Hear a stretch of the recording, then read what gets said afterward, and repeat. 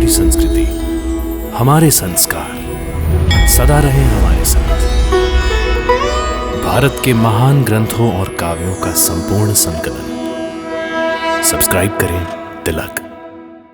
कई तरीके की एलईडी लाइट्स आपके घर और ऑफिस के लिए। GR LED lights, make India bright.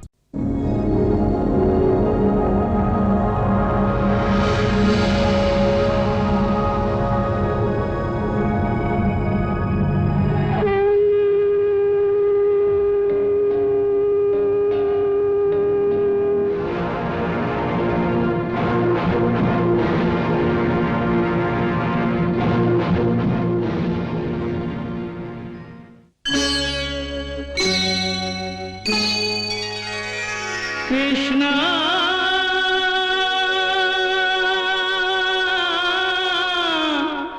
Krishna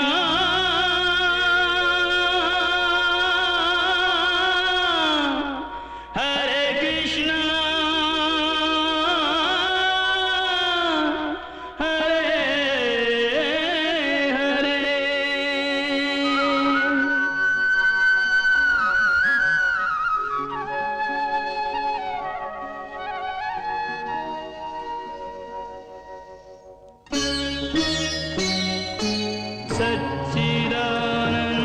सच्चिदानन्दरूपाय विश्वोत्पत्त्यादिहेतवे तापत्रयविनाशाय श्रीकृष्णाय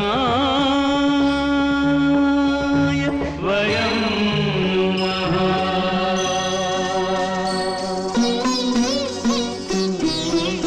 श्रीकृष्ण गोविंद हरे मुरारे, हे नाथ नारायण वासुदेव। हरे कृष्ण राधे राधे कृष्ण कृष्ण हरे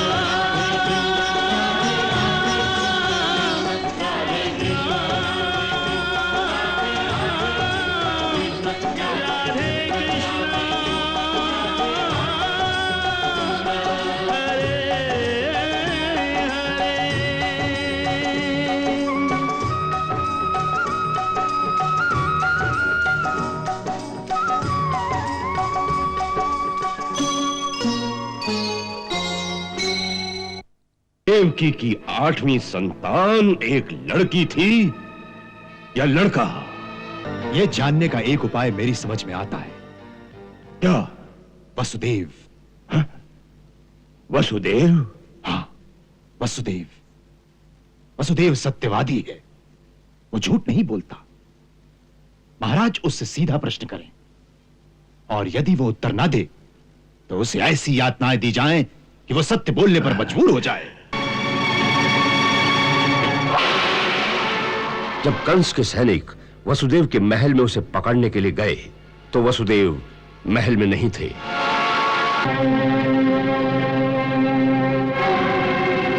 हम कुमार वसुदेव को लेने आए हैं। वो इस समय किसी कार्यवश बाहर गए हैं। आप जाइए, मैं उन्हें महाराज का संदेशा दे दूंगी। नहीं, उनके आने तक हम यहीं प्रतीक्षा करेंगे। सिपाहियों,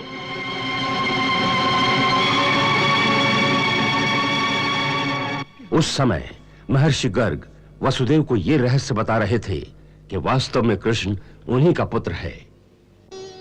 आपकी अष्टम संतान कन्या नहीं थी, आपकी अष्टम संतान तो एक पुत्र था, जैसा कि आकाशवाणी ने कहा था। पुत्र था? हाँ, और वो वही है कृष्ण, जो इस समय नंदराय जी का पुत्र कहलाता है। गुरुदेव ने अपनी योग शक्ति के द्वारा वसुदेव को उनकी मन की आंखों से वो दृश्य भी दिखा दिया कि किस प्रकार वे बालक को नंदराय जी के घर छोड़ आए थे।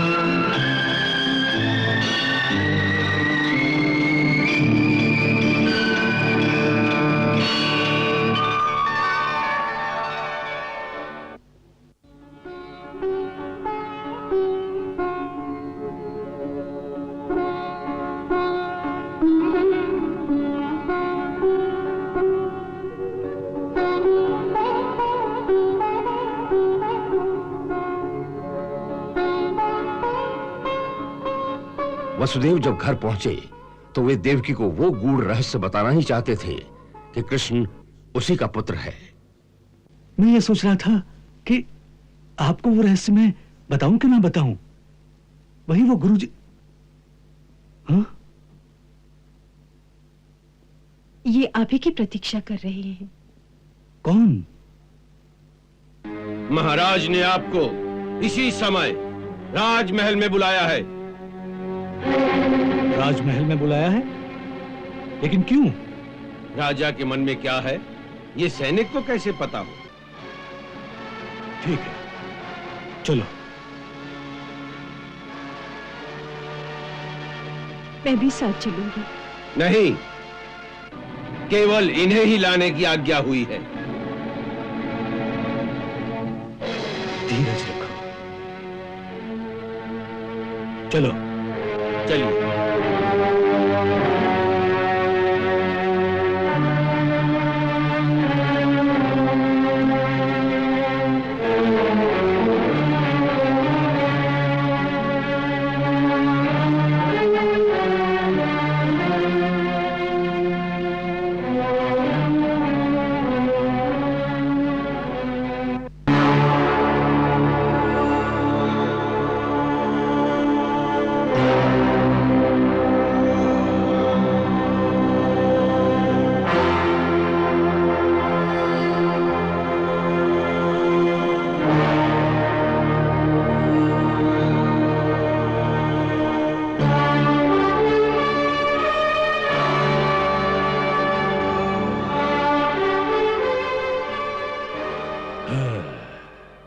तुम जा सकते हो।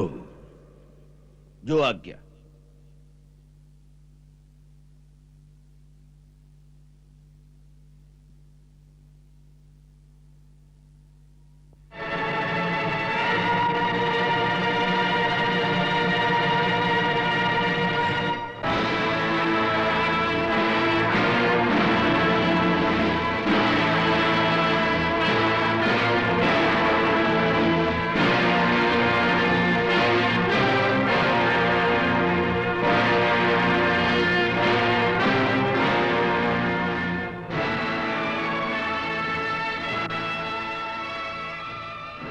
कुमार वसुदेव, तुम अपने आप को सत्यवादी कहते हो। यदि तुम जैसा सत्यवादी झूठ बोले तो उसे क्या दंड देना चाहिए? दंड देने का काम तो राजा का है, सो ये राजा ही निश्चित करेंगे कि झूठ बोलने के लिए क्या दंड देना चाहिए। हाँ, इसका अर्थ यह है कि तुम ये बात स्वीकार करते हो कि तुमने झूठ बोला है। नहीं, मैं इस बात को स्वीकार नहीं करता कि मैंने कोई झूठ बोला है। तुमने अवश्य झूठ बोला है, और इससे इनकार करके एक और झूठ बोल रहे हो। जब उसे अपनी 8वीं संतान कहकर तुम लोगों ने उस कन्या को मेरे हवाले किया, तभी मुझे संदेह हो गया था कि इसमें अवश्य मेरे साथ कोई छल किया जा रहा है। तब मैंने स्वयं तुमसे पूछा था, क्या यह सत्य है कि कन्या का जन्म हुआ? तो उस वक्त तुमने अपनी छाती ठोक कर कहा था, हाँ, यह सत्य है। क्या उस समय तुमने सत्य बोला था? हाँ, उस समय मैंने जो कुछ कहा था वो सत्य था। झूठ! तुम फिर झूठ बोल रहे हो। बार बार झूठ बोलने से असत्य सत्य सिद्ध नहीं किया जा सकता।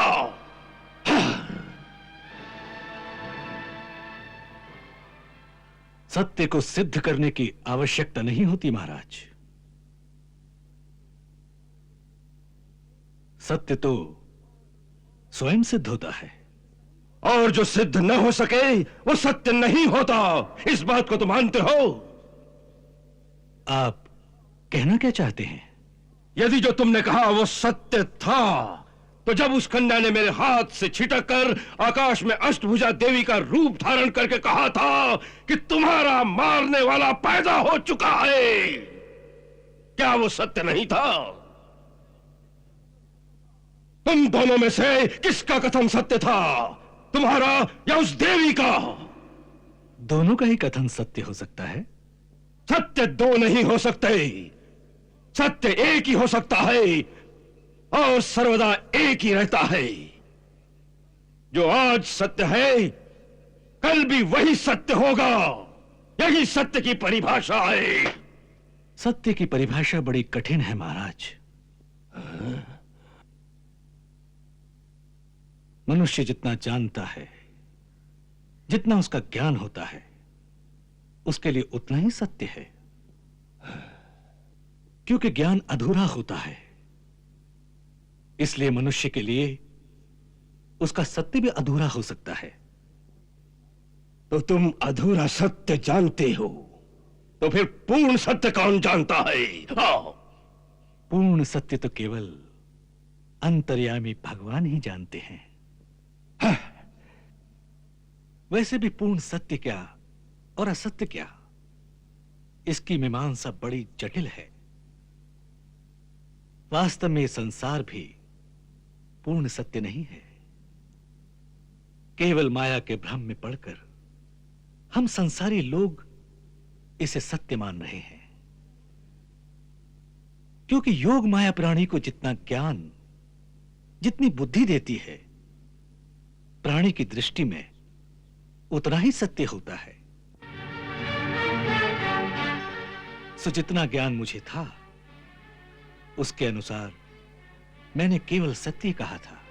हाँ, इन शास्त्र दर्शन की बातों में उलझाकर तुम मुझे धोखा नहीं दे सकते। हाँ, मैं जानता हूं कि तुमने अपना अष्टम पुत्र छुपाकर कहीं और भेज दिया है। हाँ, मैंने तुम्हारे वचन पर विश्वास करके उस दिन देवकी को जीवित छोड़ दिया था, परंतु तुमने अपना वचन भंग करके मेरे साथ विश्वासघात किया है। तुमने मेरे साथ छल किया है। तुम भीषण दंड के अधिकारी हो। मैं तुम्हारे इस लांछन का प्रतिकार करता हूं कि मैंने तुम्हारे साथ विश्वासघात किया है। मैंने अपने होश में तुम्हारे साथ कोई छल नहीं किया।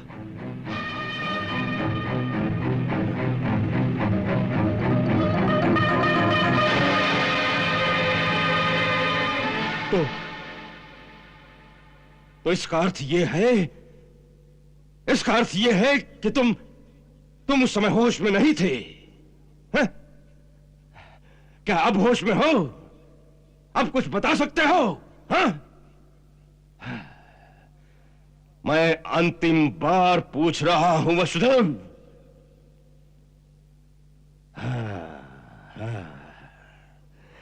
तो इसका अर्थ है कि तुम अब भी होश में नहीं हो। हां, पर मुझे पूर्ण विश्वास है देवकी अवश्य होश में होगी। मैं उसी से पूछता हूं कि तुम्हें अपना पुत्र अधिक प्यारा है या पति? तब तक तुम्हें फिर से कारागार में बंद करके होश में लाने का प्रबंध करता हूं। सेनानायक। जी महाराज। इसे कारागार में बंद कर दो, और जब ये कहे इसे होश आ गया तब हमारे सामने उपस्थित करना। जाओ, इसे ले जाओ।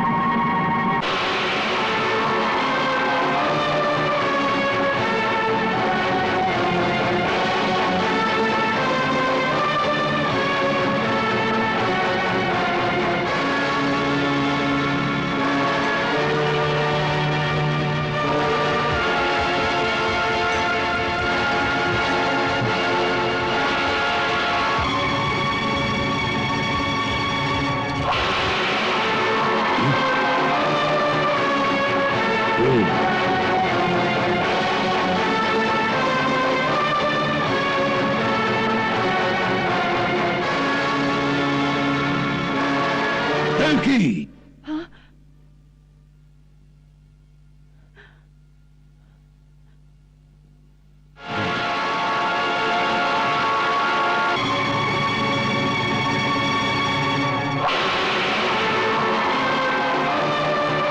देवकी, मैं एक ही बात पूछने आया हूं। क्या तुम्हारा 8वां पुत्र गोकुल में पल रहा है? मेरी बात का उत्तर दो।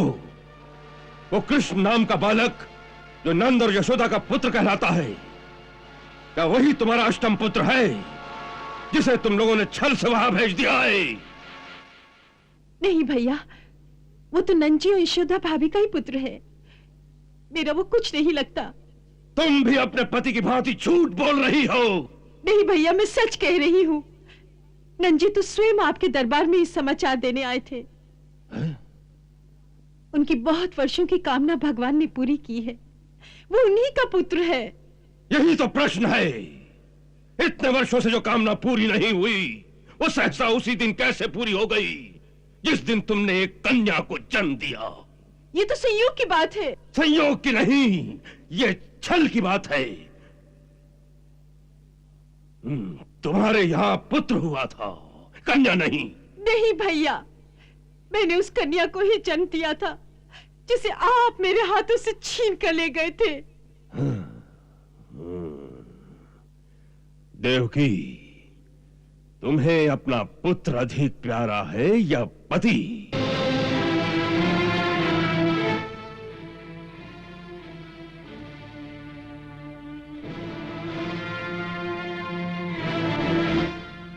तुम्हें अपना पुत्र अधिक प्यारा है या पति? भैया, भैया ये क्या कह रहे हो? मैं ठीक कह रहा हूं। मेरे साथ छल करने का परिणाम बड़ा भयंकर होगा। मुझे सच सच बता दो, तुमने अपने पुत्र को छुपाकर कहां भेज दिया है? यदि झूठ बोलोगी तो पहले तुम्हारे पति को सूली पर चढ़ा दूंगा। नहीं भैया, हम पर दया करो। मेरे पति सत्यवादी हैं, वो कभी झूठ नहीं बोलते। तुमने मेरी सारी संतानें मुझसे छीन ली। अब मुझे मेरे पति से वंचित ना करो। अपने हाथों अपनी बहन का सुहाग ना उजाड़ो। मैं शपथ खाकर कहती हूँ कि हमने कोई छल नहीं किया।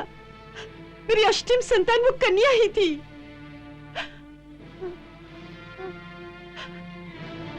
मैं तुमसे दया की भीख मांगती हूँ भैया, मेरा सुहाग मत उजाड़ो। जिस बहन को अपने भाई का जीवन प्यारा नहीं होता, वो बहन कहलाने के योग्य नहीं होती। हम पर दया करो भैया। हाँ, सेना नायक, ये लोग सीधी तरह नहीं बोलेंगे। इसे भी अपने पति के पास कारागार में भेज दो। देवकी, तुम कंस की शक्ति को नहीं जानती। तुम्हारा अष्टम पुत्र तीनों लोक में कहीं भी छुपा हो, कंस उसे ढूंढ निकालेगा।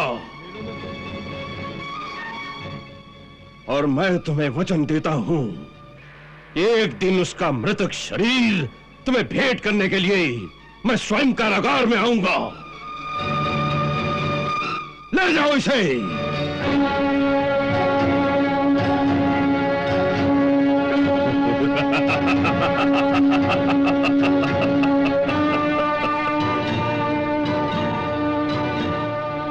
देवकी, मैं तुम्हें एक अवसर और देता हूं।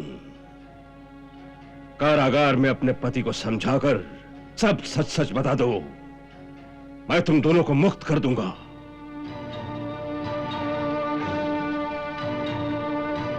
एक नया महल बनवा दूंगा तुम्हारे लिए। तुम्हारे पति को राज दरबार में एक सम्मानित पदवी प्रदान कर दूंगा।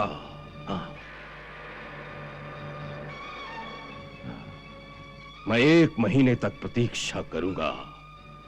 यदि तब तक नहीं बताया तो तुम दोनों का आधा भोजन करके तिल तिल करके समाप्त कर दूंगा। हाँ, ले जाओ इसे, ले जाओ।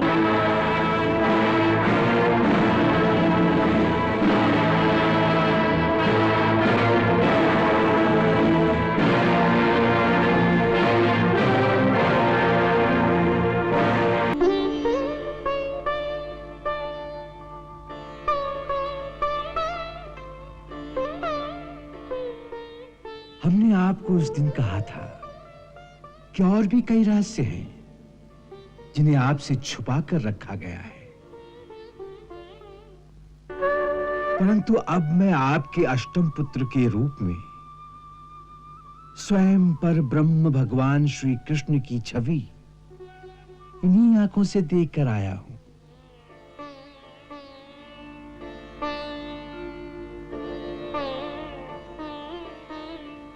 और वो भी सच है कि यही है वो तारणहार जो जगत कल्याण के लिए देवकी के गोद में प्रकट हुआ है।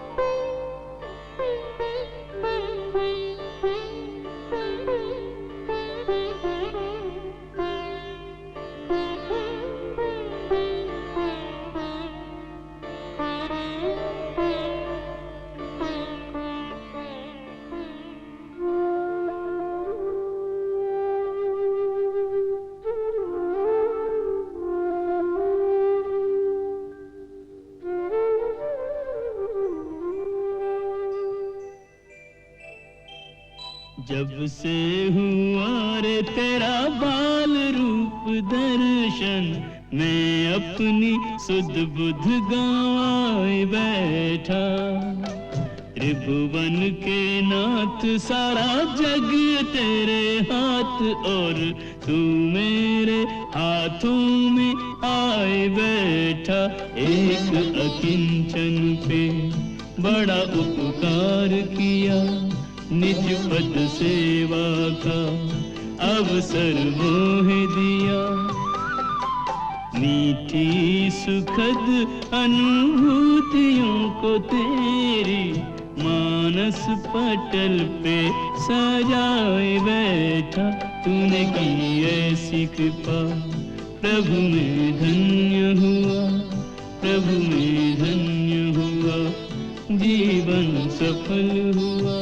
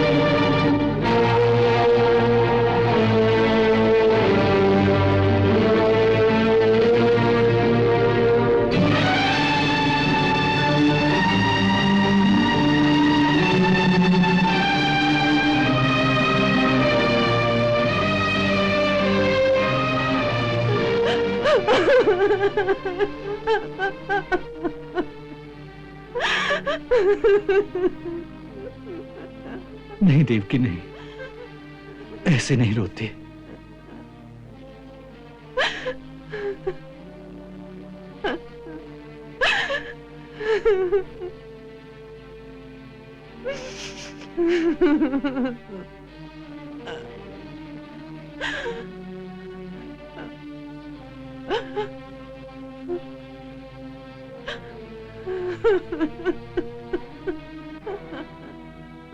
शांत देवी, शांत।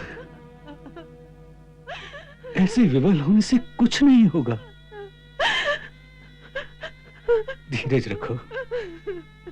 विपत्ति के समय तो मनुष्य के धीरज की परीक्षा होती है। परंतु हमारी विपत्तियां क्या कभी समाप्त नहीं होंगी? होंगी, अवश्य होंगी। नहीं, आप झूठी आशा दिला रहे हैं मुझे। हमारी विपत्तियां कभी समाप्त नहीं होंगी। भैया को शायद पता चल गया हमारे पुत्र के बारे में कि वो गोकुल में पल रहा है। पता नहीं चला है, उसे केवल संदेह है। इसलिए तुम निश्चिंत रहो, तुम्हारे पुत्र को कुछ नहीं होगा। जिसके पुत्र का जीवन संकट में हो, आप उस माँ को निश्चिंत होने को कह रहे हैं। पुरुष की छाती में माँ का हृदय नहीं होता, इसलिए वो अपने पौरुष और वीरता के अहंकार में रोना भी नहीं चाहता। परंतु माँ के हृदय में कोई अहंकार नहीं होता, केवल ममता होती है। और जब ममता को ठेस पहुंचती है तो उसका हृदय चित्कार कर उठता है। मगर तनिक शांत होकर मेरी बात सुनो तो ना। मुझे शांति का पाठ मत पढ़ाइए। मुझे शांति और धैर्य की बातें नहीं सुननी। मेरे कानों में तो केवल भैया की धमकी गूंज रही है कि मैं तेरे पुत्र का मृतक शरीर तुझे कारागार में आकर भेंट करूंगा। उसे कर लेने दो, वो जो भी करना चाहता है।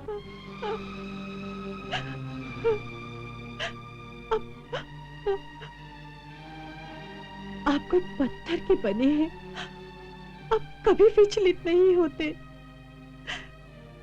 मनुष्य को इतना भावनाहीन, इतना पत्थर भी नहीं होना चाहिए। न जाने मैंने कौन से पाप किए हैं कि विधाता ने मेरी कुंडली में दुर्भाग्य ही दुर्भाग्य लिख दिया है। मनुष्य कितना अज्ञानी होता है। कई बार उसे सत्य का ज्ञान न होने के कारण वो अपने सौभाग्य को भी दुर्भाग्य समझने लगता है।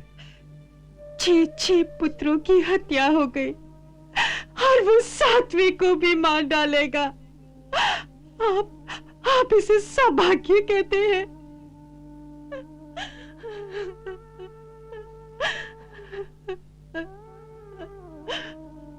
देखो, वो आपको सत्यवादी मानते हैं। यदि एक बार आप सत्य बता दे कि हमारी अष्टम संतान पुत्र नहीं कन्या थी, तो उन्हें विश्वास हो जाएगा। नहीं तो मेरे 7वें पुत्र को ही 8वां पुत्र समझकर उसकी हत्या कर देंगे। नहीं, यह संभव नहीं। मैं ये नहीं कह सकता। क्यों नहीं कह सकते? क्योंकि यह सत्य नहीं है। ये सत्य नहीं तो फिर सत्य क्या है? वही तो बताने का तुम समय नहीं दे रही हो।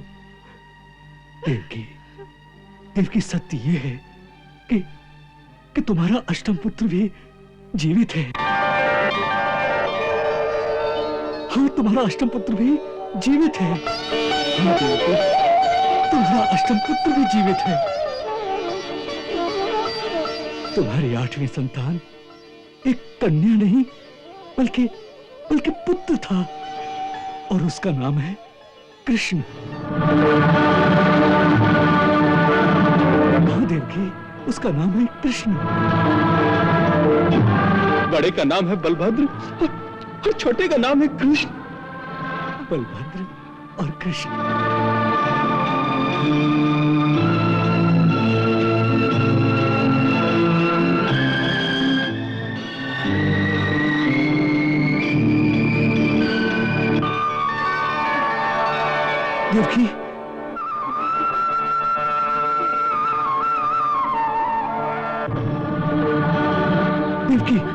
देवकी, देवकी संभालो। देवकी संभालो अपने आप को। देवकी संभालो अपने आप को। देवकी।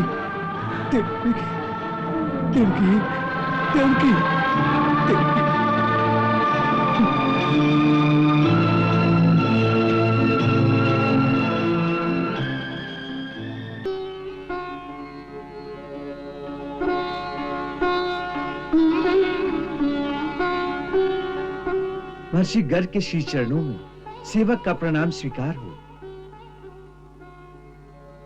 आपका स्वागत है महामंत्री। कहिए, क्या समाचार है? महाराज ने आपसे राजमहल में पधारने की प्रार्थना की है। क्यों? ऐसा कोई पर्व अथवा उत्सव तो नहीं? उन्हें आपसे कोई आवश्यक कार्य है? क्या आवश्यक कार्य है? प्रभु, राजा के मन में क्या है, यह पूछने का अधिकार मंत्री को नहीं, मुझे आपके श्री चरणों में प्रार्थना करने को भेजा, सो सेवक आ गया। अच्छी बात है, हम चलते हैं।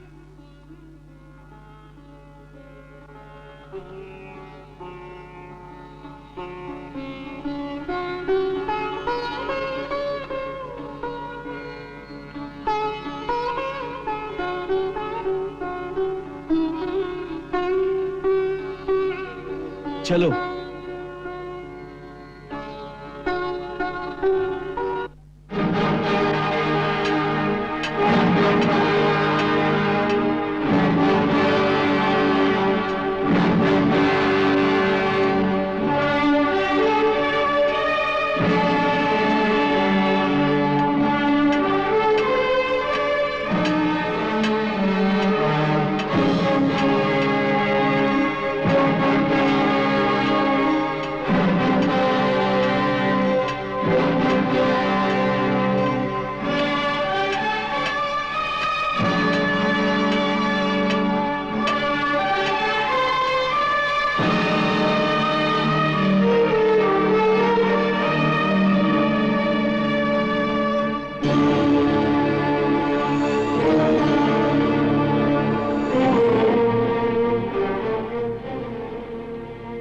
आप विराजिए, मैं महाराज को आपके आगमन की सूचना देता हूं।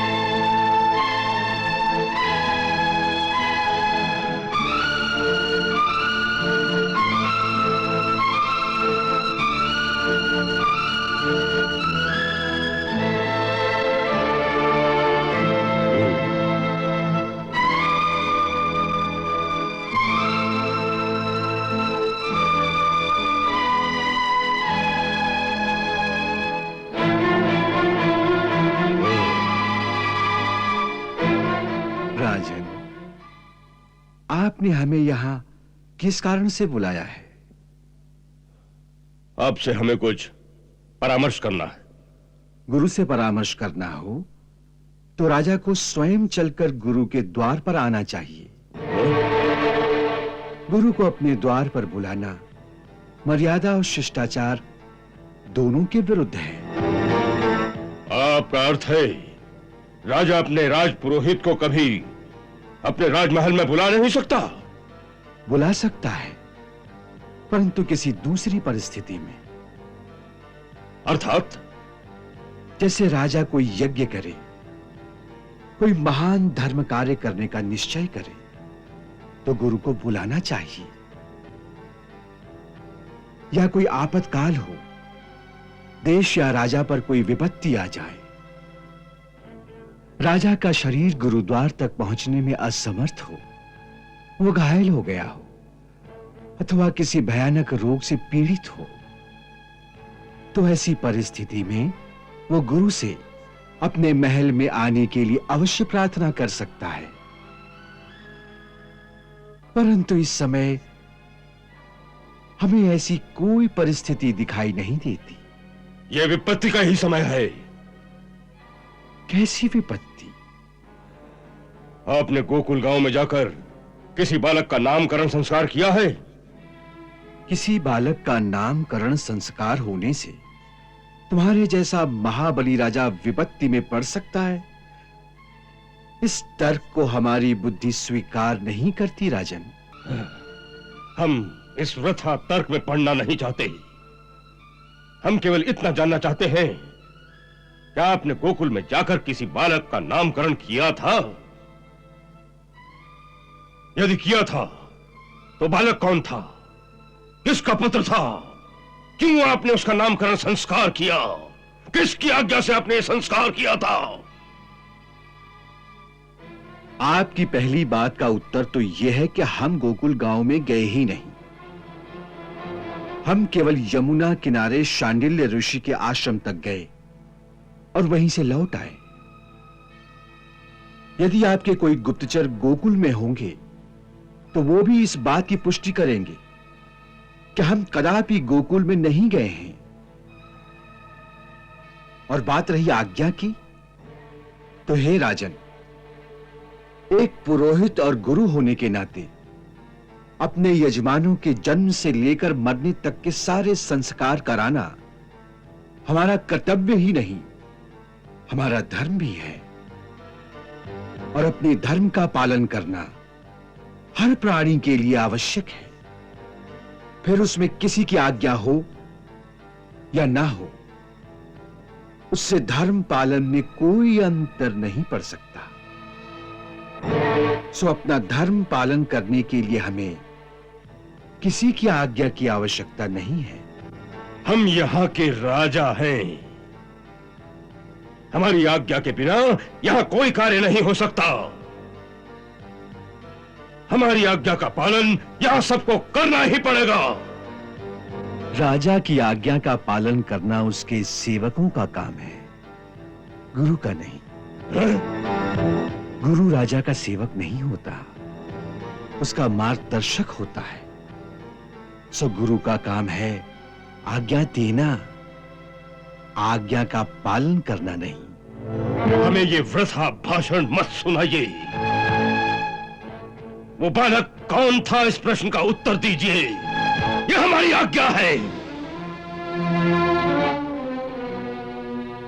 आप हमें आज्ञा तो दे सकते हैं, परंतु आपके इस अधिकार को हमने अभी तक स्वीकार नहीं किया राजन। ये मत भूलिए, जो राजा की आज्ञा का पालन नहीं करता, राजा उसे दंड दे सकता है। दंड देने के लिए न्याय और सदाचार की शक्ति होनी चाहिए। शक्ति? शक्ति तो राजा की तलवार है।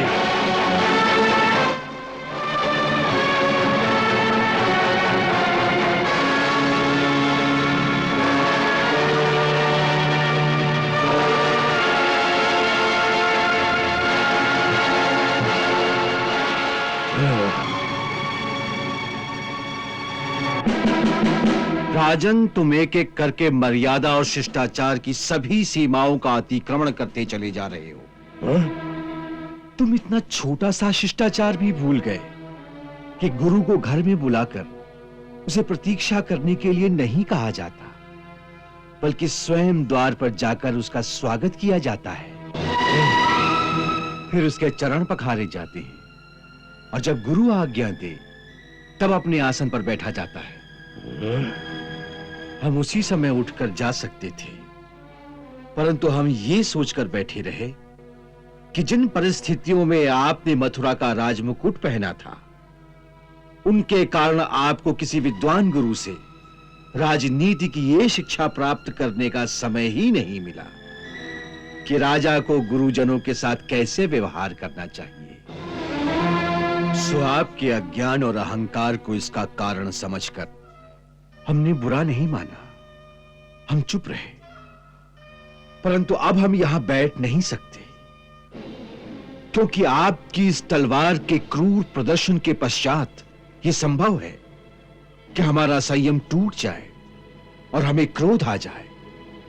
सो उससे पहले ही आपकी समस्त धृष्टता को हम क्षमा करते हैं और आपको आशीर्वाद देते हैं कि भगवान आपको सद्बुद्धि दे, जिससे आपका कल्याण हो।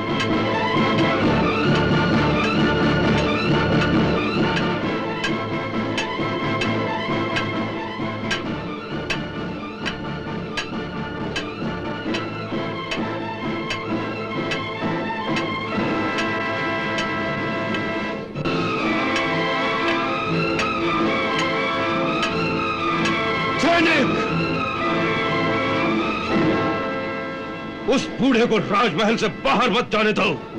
केशों से घसीटकर हमारे सामने ले आओ। ठहरो। महामंत्री, क्षमा करें महाराज, ये हमारे हित में नहीं होगा। एक भिखमंगा साधु राजा की शक्ति को चुनौती देकर चला गया और तुम उसे रोकना भी नहीं चाहते। राजा के राजदंड की मर्यादा कहां रह गई? आप राजदंड की बात करते हैं, परंतु ये भूल जाते हैं किस तपस्वी के पास ब्रह्मदंड है। ब्रह्मदंड? हां, आपने वो कथा तो सुनी होगी ना कि किस प्रकार महर्षि वशिष्ठ ने अपने ब्रह्मदंड के द्वारा राजा विश्वामित्र की सारी सेना को भस्म कर दिया था। महर्षि गर्ग उसी श्रेणी के सिद्ध योगी हैं। उनकी शक्ति को ललकारना हमारे हित में नहीं होगा। हमारी ये चाल ही गलत थी। ऐसे महात्माओं से सहायता लेनी हो तो उनकी दया और करुणा को जगाना चाहिए। जैसे बड़े बड़े दैत्य और असुर अपनी विनती से भगवान शिव को भी प्रसन्न करके उनसे मन चाहे वरदान पा लेते हैं, वैसे ही ये सिद्ध मुनि भी बड़े भोले होते हैं।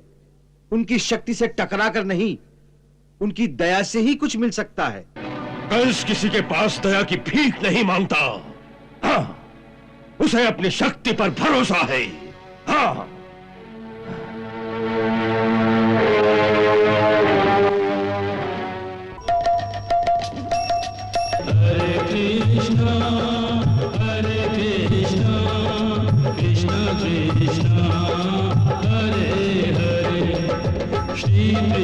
चरितं गुणानुवादं तत्प्रेरणा अहं करोमि। मम भावगीतं हृदयस्य प्रीतं त्वत्पद्मपादे समर्पयामि। हरे राम राम राम हरे हरे, हरे कृष्ण कृष्ण कृष्ण हरे कृष्ण।